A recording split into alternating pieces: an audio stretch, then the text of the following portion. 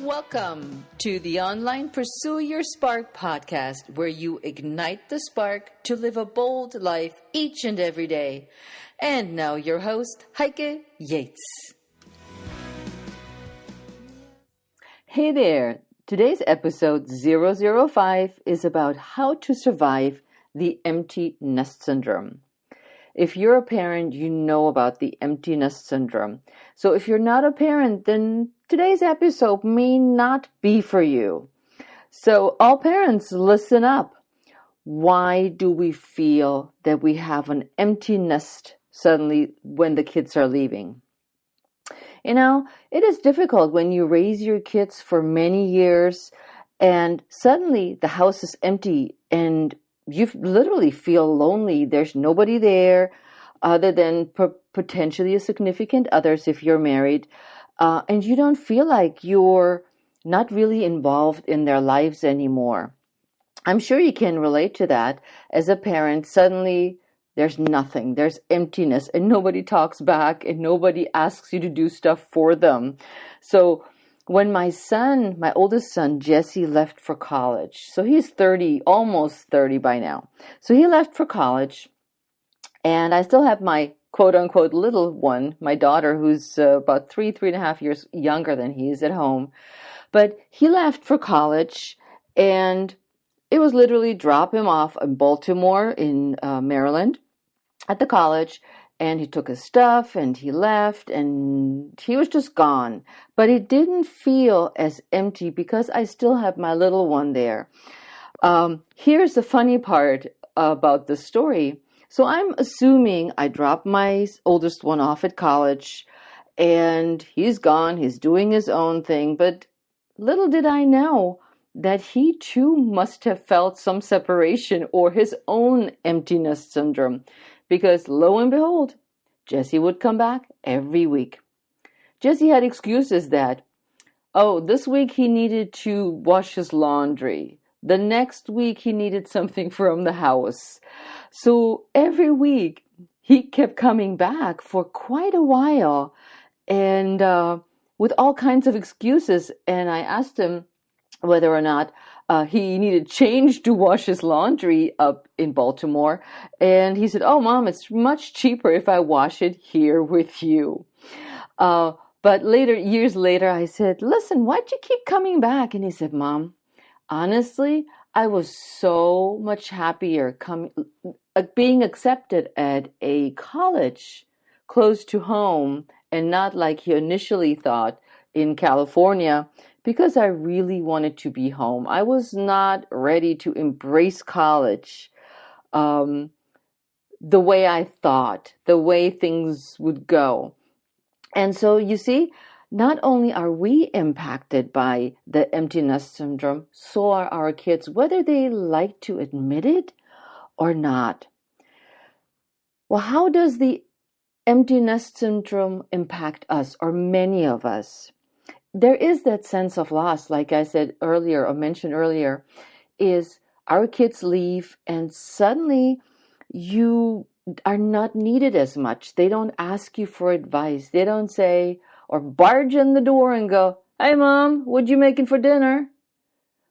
You are on your own or you're on your own with your spouse. So somebody is just gone that needed you for many, many years. And suddenly they don't need you as much anymore. It's a really difficult situation for many of us. And some women I talk to, they feel that they're in an identity crisis. They have been mom for 18 years. And suddenly the role of mom is gone. And so they're spinning in place, trying to figure out, what do I do next? Because our prime focus had been our children or our child at this point. So you're not needed. Your identity is out the window. So you're scratching your head, wondering what to do next. Relationships are impacted by this empty nest syndrome quite a bit. Visualize or think about that if you and your spouse were raising one or two children and the the focus for both of you has gone to the kids. It starts with from changing the diapers to finding the daycare center to finding a good school. Then once they're in school, you drive around and you go to soccer practice, to dance recitals, to all these not exercises, but extracurricular activities that you signed your kid up for, or kids. And so there's very little time to spend with your spouse because one may drive to soccer, the other one drives to the recital. And very little time is spent eating dinner together or spending personal time together because there's always somebody in the house, and you know what I mean. There's very little sexy time that is private, and even on vacations, they're always with you. So the prime focus has become them, which it should be, because you're their parent, you're their caretaker, you're the person they look up to as a role model, and the person that they admire for who you are, and maybe want to become just the person that you are. And so with that, you're losing touch with your significant other. The other person is just as busy as you, maybe making money, being outside of the house working, while in my case, I was the person that stayed home with the kids. So when I decided to stop working, I decided that, or we, my husband, my first husband and I decided that we're going to go and make sure that we don't have a nanny. My job was really not something I was crazy about going back. And I was glad to be out of an office and be able to boogie around with my kids. But you lose that sense of, you don't make money. You lose that sense of freedom that you had before the children. And it is really difficult to overcome that and make a unit out of your relationship again if you tend to neglect it. However, current research shows that this moving out and that suddenly having more time seems to be, for some parents, just the right ticket. And what I found is after my kids moved on, both of them, I got back into traveling with my husband. My passion has always been to see the world, and much of it. And for long periods of time, I'm a European, so I want to at least go for 2 weeks somewhere cool in this world and enjoy the tradition in that country, eat the food, and see as much as I can. And that now gives me more time with my significant others. I remarried, and my now husband is just as much as I do a travel bug, and we love to spend time together now that it's just the two of us. And we just love it. So there's, again, so you're looking at different scenarios and how you address not having this empty nest syndrome happening and taking over. And I'm sure that my mom felt the same way I felt when my kids moved out. I moved away from Germany about 32 years ago. It's a long time. I was 23 at that time, and I had originally just planned to be here for a couple of years, and that's what my mom thought too. I will be back in a jiffy, and we would hang out like we used to, go out to dinners, cook together, and just spend more time together. But what happened was that I ended up staying here and loving it so much that I started living here, raising my kids here, and we're missing out on our time together. And so you can compare as a coping strategy what happened to you and what happens to your kids. And I'm sure you can relate. I can now so much more relate to my mom as she thinking back and how she must have missed me. and had to move forward with your life, another good coping strategy with the empty nest syndrome is stay in touch with your kids. My mom and I missed that boat a little bit. We just lived our lives in different countries and did not really make an effort to call each other more often or write. Now, I have remedied that situation with my kids. I'm making an effort. I text them. I WhatsApp them, as my kids live in totally different parts of the world now. But I want to stay in touch. I want to hear what's going on. I want to hear their stories. And when my son then later on moved out to San Francisco, or the West Coast initially, but to San Francisco in the end, I called and I was afraid that I would bother him. And he said, Mom, you know what? I would tell you if you bother me.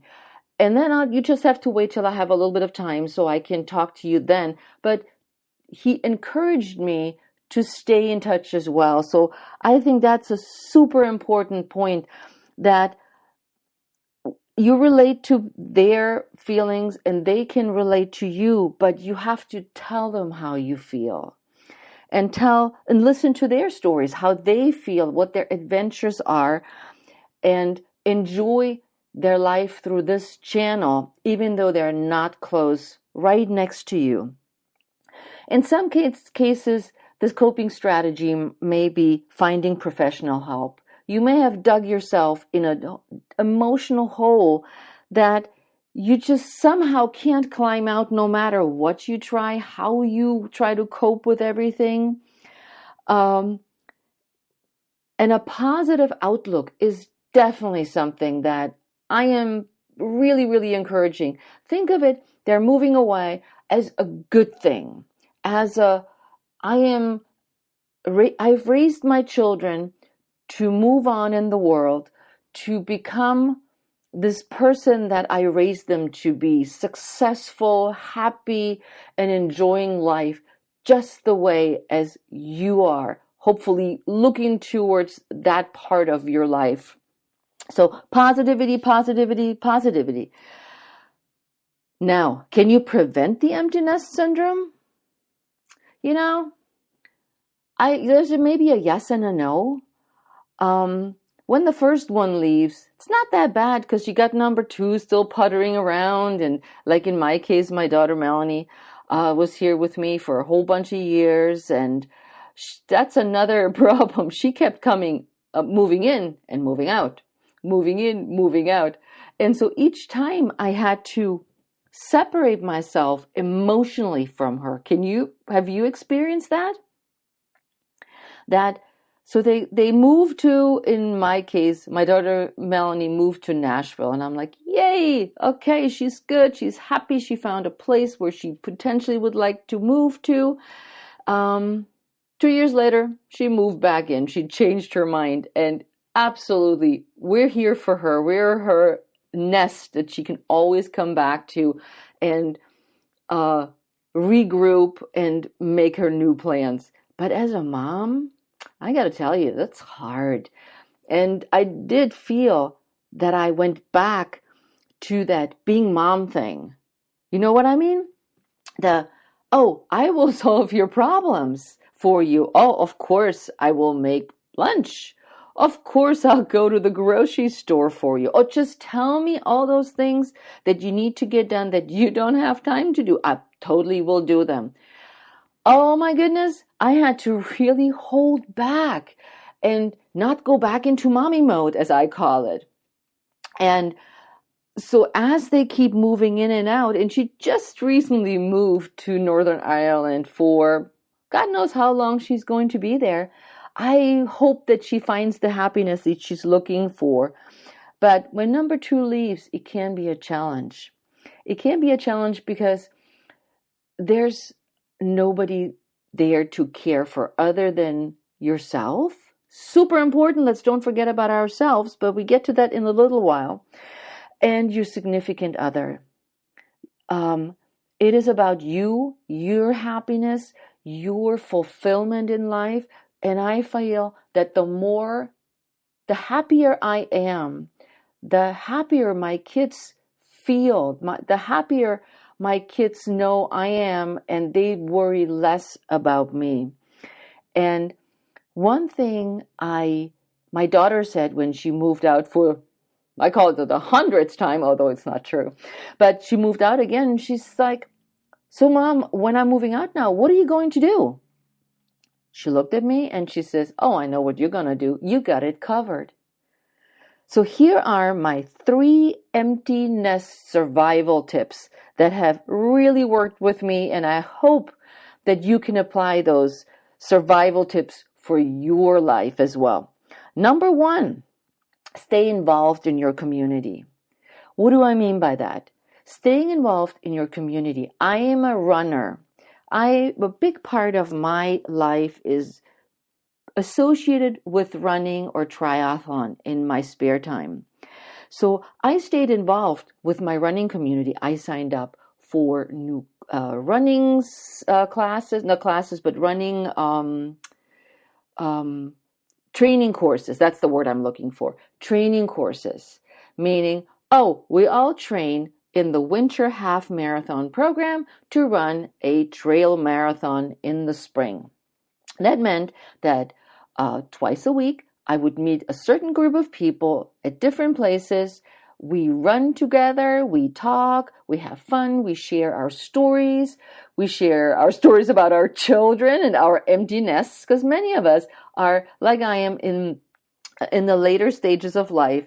And the people that are not are listening very closely, as I found out, and are very interested in how things evolve as the kids get older. So my running community has been my support, my go-to group, and also my outlet.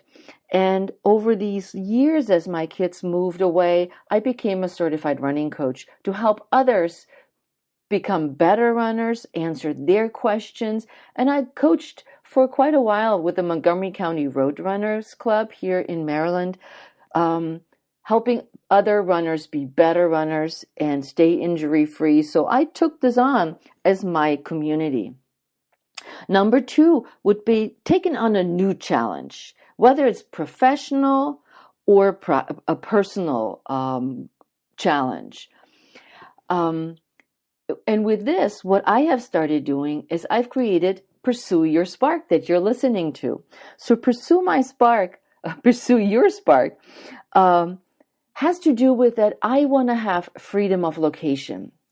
I have a beautiful small studio here in Maryland that I see people one-on-one, and I've dabbled a little bit in the online branding, in the online business for training, nutrition, personal training, and mindset changes, and support women and men in my different brands. But Pursue Your Spark is really about women that want to pursue the spark in their life, that are getting older, that are dealing with kids leaving, aging, not being as fit, belly fat, you name it. But I wanted to do this from a place of fulfillment and happiness, and being able to visit my son in San Francisco and still serve my community has been my goal for these last few years. And I love it. I'm just loving being able to reach more people like you now through my podcast, which is not that old. So think of what you can take on or would like to take on. It could be simply stepping up in your business, in your niche of work, to take on a new role. The other, number 3, from the Empty Nest Survival Kit, is you got extra cash, baby. College is paid for. You got some extra cash lying around to put it to good use. Either, which we're doing, we have remodeled our basement and still work on it quite a while. Mostly my husband. I'm the person who chooses colors and decoration items, so I'm not too much of a home builder person. But some of that extra money goes towards our travel.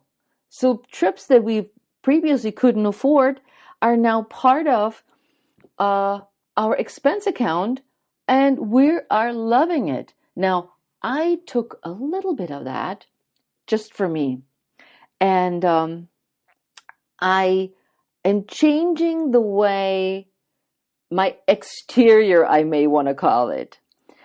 So 3 empty nest survival tips. Number 1, stay involved in your community. Number 2, take on a new challenge. The sky is the limit. So anything goes, whether it could be in your church, in your business.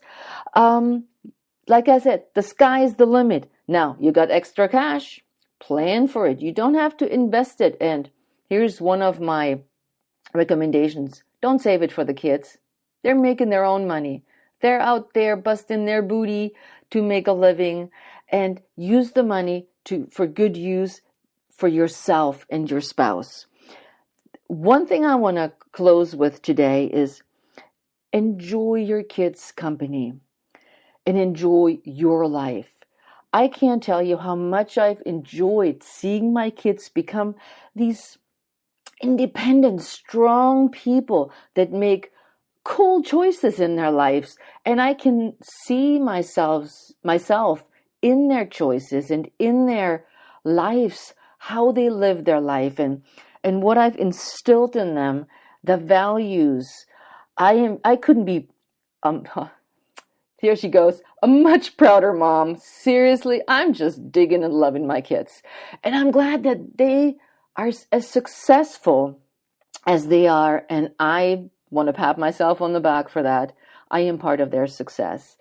So maybe those 3 empty nest survival tips work for you. I'd love to hear if they do. And until next time, where we talk about steal your energy back to look amazing, has again to do with something that is just about you and how you look when you look in the mirror. So until then, ciao, and I'll see you next time.